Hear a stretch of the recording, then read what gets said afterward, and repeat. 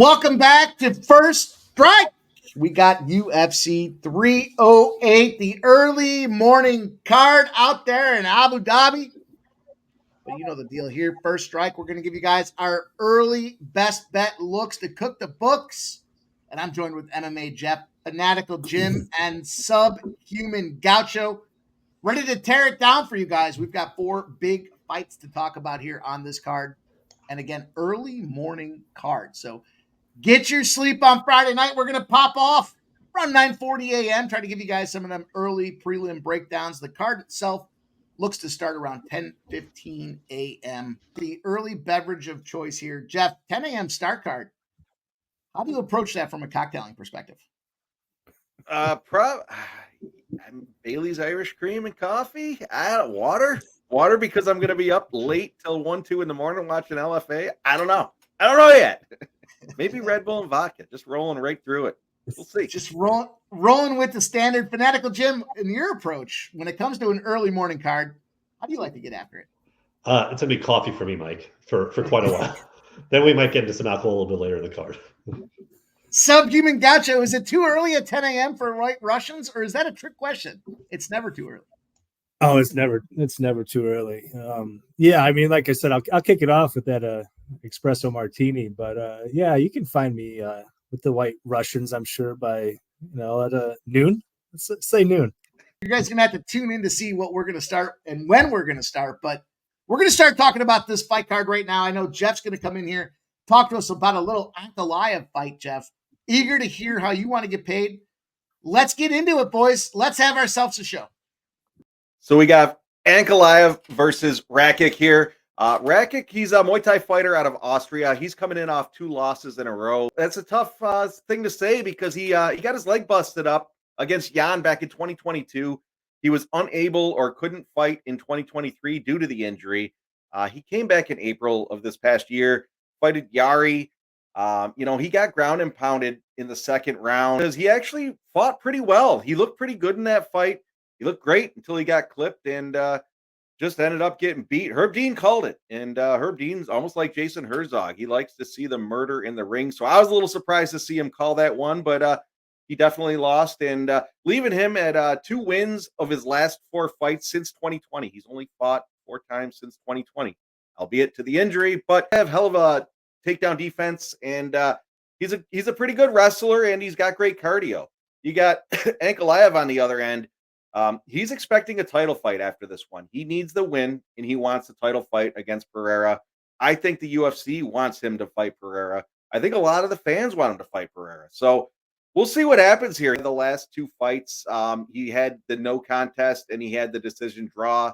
The decision draw came against Jan that I personally believe he won that fight, but ultimately he manned up and followed it up with a fight against Johnny Walker, and he clipped him with a right hook in round 2, and he ended up with the win. So Ankalaev, he's another one with dynamic wrestling.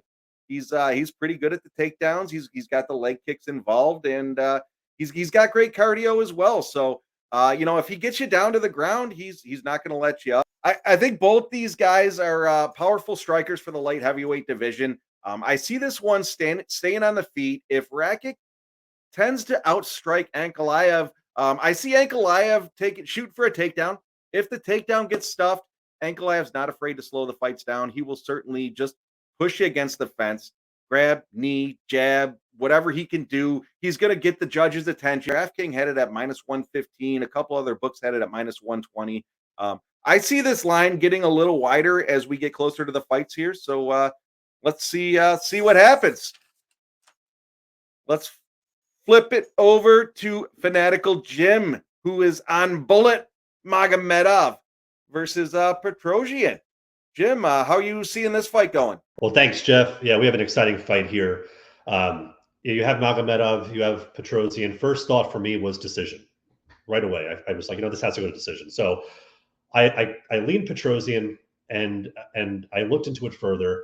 And I'm not going to give you guys my natural, normal breakdown on this fight. Normally, I'll tell you these guys are strikers. They're going to throw a lot of volume. It's going to be very, very close. I mean, you've heard that probably time and time again from other people. I'm going to give you a look that when I dug in further on this fight, blew my mind a bit and swayed me in another direction. And I'll give you two names. So the two names are Vito Polillo and Daryl Ransom. So you might say, well, who are those people? I never heard of those people. Well, they're judges. Vito Polillo has judged every Shara Magomedov fight in the UFC. Daryl Ransom has judged all but one Shara Magomedov fight in the UFC. They have yet to give a round to Shara Magomedov's opponent. So if you look at Magomedov's 3 fights in the UFC, you have Michael Olachechik, who he just came off a decision win. Olachechik had 2 takedowns in the 3rd round. Magomedov did not look great. Didn't matter. Vito and Daryl both gave him the 3rd round. I'm sorry, yeah. So it was a 30-27 for both of them. The Tricoli fight, he knocks Tricoli out in the 3rd round. You can make the argument Tricoli won the first. It didn't matter.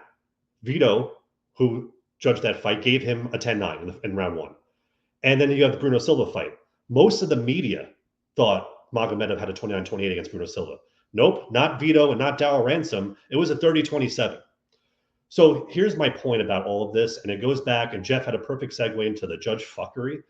This is what we're talking about when we talk about Abu Dhabi. It's a little bit different. This is not the Nevada State Commission that's doing this.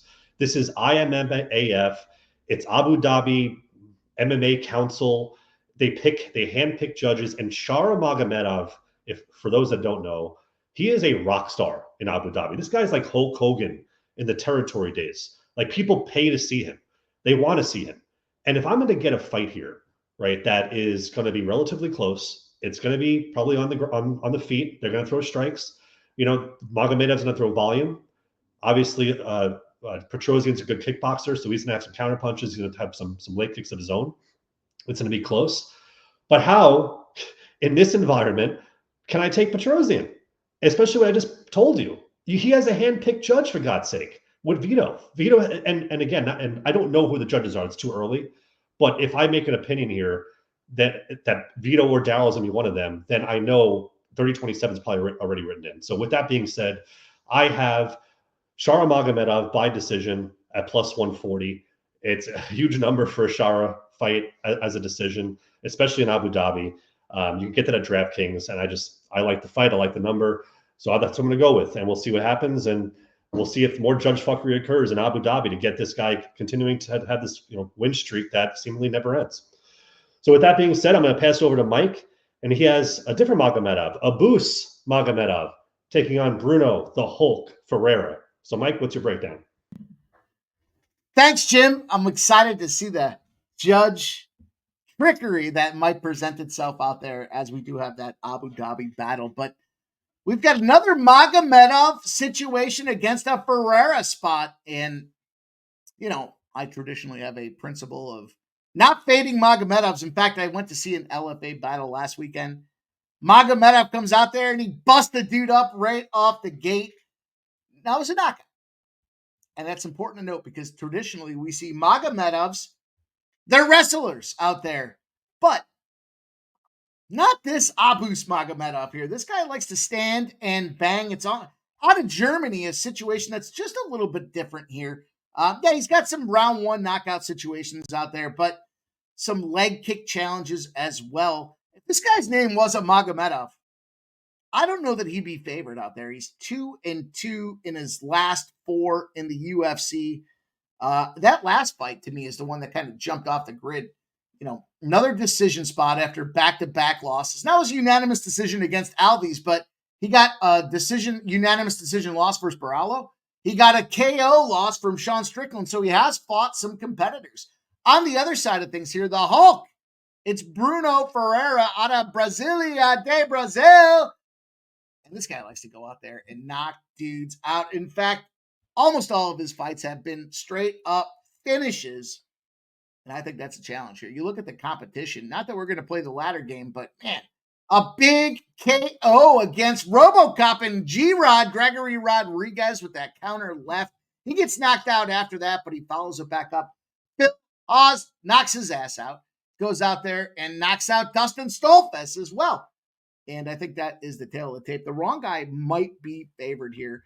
3 first-round knockouts in a 3-1 career for Bruno Ferreira. At the end of the day, what we know is Magomedov's not a wrestler.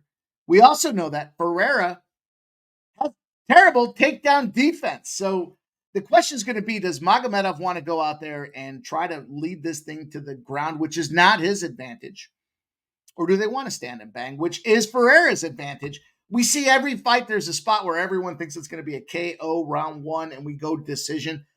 I'm not so sure if we're going to get there, but I know there is line steam on this opportunity, and I want to get advantage of this plus money now before it gets too late. It's already dropped from plus 150 down to plus 122. I'm going to take Ferreira. I'm going to fade the Magomedov. It's not something I traditionally get involved with here, but I think this is the right spot. By the time this fight pops off, we're going to see Ferreira. It's going to be a minus 110 favorite. Once everybody gets past that Magomedov name, they're going to see, well, geez, Ferreira is a finishing artist. That's so important when I look at these fights and how guys are going to go out there. Multiple paths to victory. Give me some Ferreira plus 122. And I'm going to volley it over to our guy, Subhuman Gaucho. He's got Murphy Ige spot out there. I'm excited to hear the breakdown, Sub. The floor is yours, my friend. Talk to us. How do we get paid in this Murphy battle? All right, fellas. Great breakdowns. Here we go. We got Dan 50K Ige versus Lerone Murphy. This is a fight I'm pretty excited for. I think this one could end up being pretty fun. I'll start right off the bat. I think this one does go 15 minutes. These guys are both rather durable. In fact, neither has ever been finished. And we've got over 35 fights between these two gentlemen. So we'll get right into it. Dan 50K Ige. Some of you that were with us, a couple months ago, you probably remember Mikey Money placing a super big bet, multiples of 4 digits on Dan Ige's last opponent, Diego Lopez, and it came through for him. Thank goodness. Dan Ige, though, man, he made a great account of himself in that fight, and in general, he's done decent things in the UFC. He's got a winning record, and he's really formidable. This is one of the hardest hitters at this weight class. Everybody says it after they fight him. If you just listen to fighter interviews and whatnot, he's got 6 KOs, and that's fairly impressive. But he's got a 0.46 knockdown percentage. It sounds low, but over the course of 15 minutes, that's actually a really, really high knockdown percentage. He's averaging nearly a knockdown per fight. Ton of respect for this guy. He's fought a real who's who at 33 years of age, and he's been hanging around that top 15 for a while. On the other side, you got Lerone Murphy, and this guy, a real prospect. He's 33 years old, same age as Dan Ige, but he's undefeated. He's fought a little bit less, and I do think he has less tread on the tires. Now, one of the things that's going to get me on Lerone Murphy, just to put it out there right away, this guy, he tends to make great adjustments throughout his fights. He hits very hard as well, maybe perhaps not quite as hard as Dan Ige, but this guy can get out there and get it done. He can win minutes on the feet. I think he does win the majority of minutes on the feet against Dan Ige, but ultimately, Dan Ige is very prone to getting taken down. He's been taken down 6 times in his last 3 fights. Over the course of Murphy's last 3 fights, Lerone has scored 8 takedowns. And the thing about Dan Ige is when he gets taken down, he can get his back taken. We've seen it time and time again.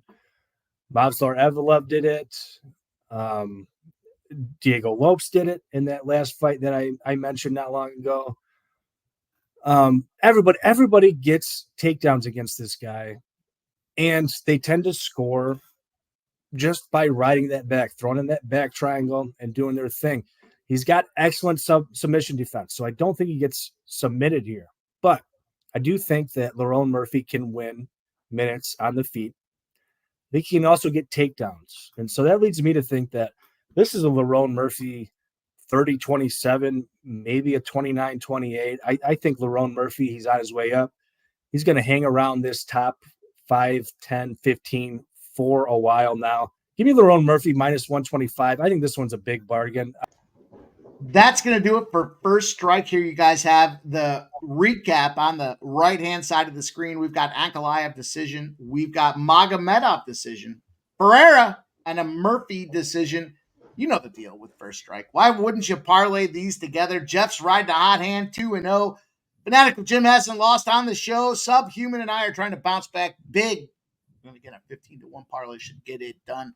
Make sure you guys tune in early for the UFC. We're going to work on a decision prop parlay for you guys for this big event, UFC 308. Fired up to get after it. We're going to start early. Get your cocktail choices in early. And on behalf of MMA Jeff, Fanatical Jim, and Subhuman Gaucho, for all of sports money,